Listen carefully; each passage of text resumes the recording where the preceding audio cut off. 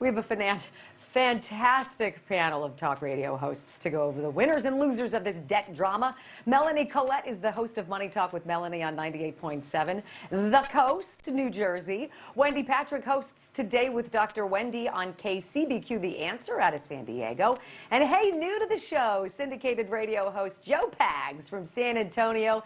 Delighted to have all of you. Hey, Wendy, I want to start with you because, you know, after the vote, Kevin McCarthy says this. He says, we did pretty dang good for Americans. Agree or disagree? Well, I disagree in the sense that when you queued it up, it reminded me of the courtroom. Nobody really ever gets everything they want, but do you get the majority of what you're looking for? And the argument would be from many conservatives is they didn't get the kind of spending cuts that they wanted. They got some, which is great, which is, you know, a partial victory, I suppose. I would say if I were to say what Kevin McCarthy's biggest victory was, it was actually acting in a bipartisan fashion that may save him the speakership. It was actually getting Joe Biden to come to the table twice to talk with him. Remember, Joe Biden famously said we could have run sound from him too, saying there's no way he's not going to even consider any kind of cuts. So in a sense, you're right that nobody got exactly what they wanted. But if the goal is reducing spending for the American people, I wouldn't chalk it up to a win, at least not completely in that category.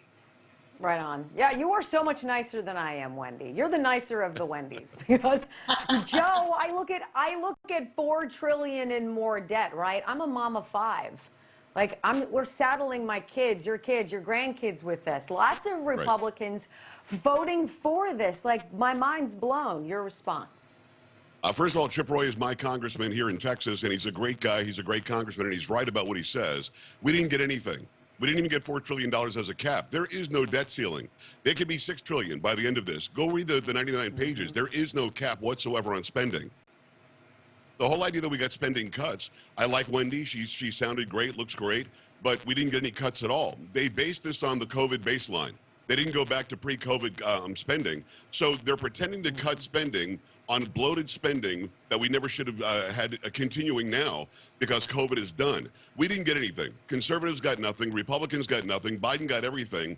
The whole idea that we're going to repeal the 87,000. You know what? The leverage that Kevin McCarthy had to get rid of the 87,000 in this deal was huge. He could have said, listen, we've already passed the deal. We passed it in April.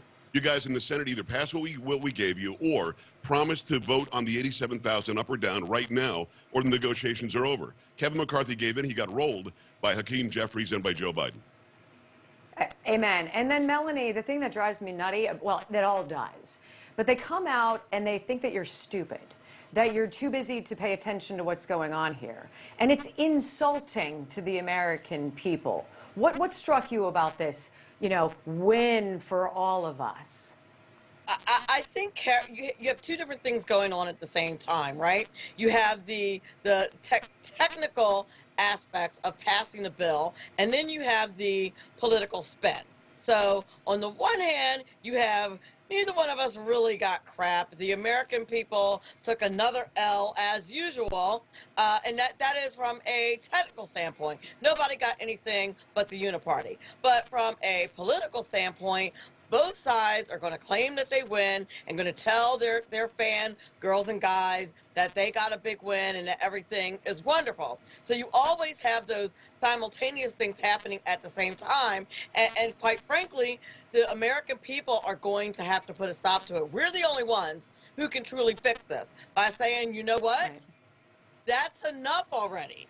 I mean, when are we going to say that's enough already? The way the debt ceiling works is not the way it works in real life. It's real money, real people's tax money, and we're going to have to put a stop to it, or we're just delaying the inevitable with ruining our economy. You know, it's like saying to your husband, honey, we can't pay the mortgage. Well, just open another credit card. Who cares, right? Nobody does that in the real world. Wendy, the uniparty idea of this, do you think it really exposed a lot of that here? Because I was surprised by some of the yes votes. Jim Jordan, Marjorie Taylor Greene, Thomas Massey.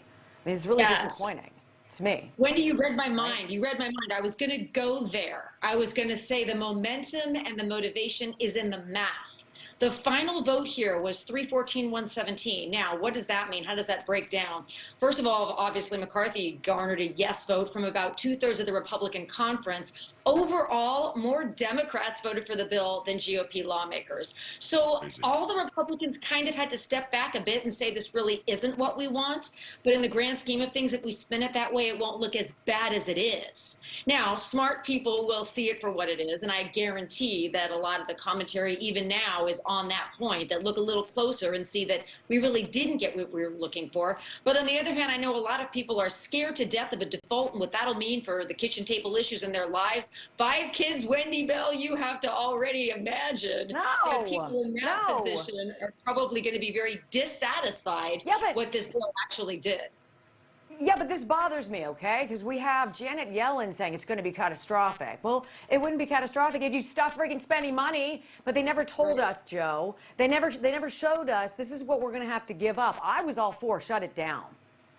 Well, I was too, because it wasn't going to happen. Joe Biden was going to have that going into next year's, re-election campaign. There was no way Hakeem Jeffries would let that happen. No way that Chuck Schumer would have let that happen. But the Republicans don't have the backbone. Some of them do. I mean, 65 or whatever it was that voted against it. Some of them have the backbone, but Kevin McCarthy is not the guy he said he was going to be. And the whole idea that we were going to default was never, ever, ever, never going to happen, because Americans are smart. They would have known that the default was on Chuck Schumer, the default was on Hakeem Jeffries, the default was on Joe Biden. And one thing about both sides gave stuff up and both sides didn't like it, that's simply not true.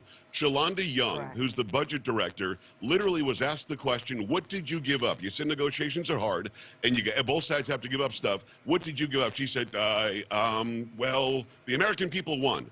So she didn't give up anything. They were laughing at Kevin McCarthy, and for some reason, he just got in line with them. He could have fought really hard and forced Chuck Schumer's hand. He didn't do it. You guys have me all hot now. Con, you got to stop this. All right, wait, hold those thoughts, guys, because we're going to go to a quick break here. Don't go anywhere at home, ladies and gentlemen.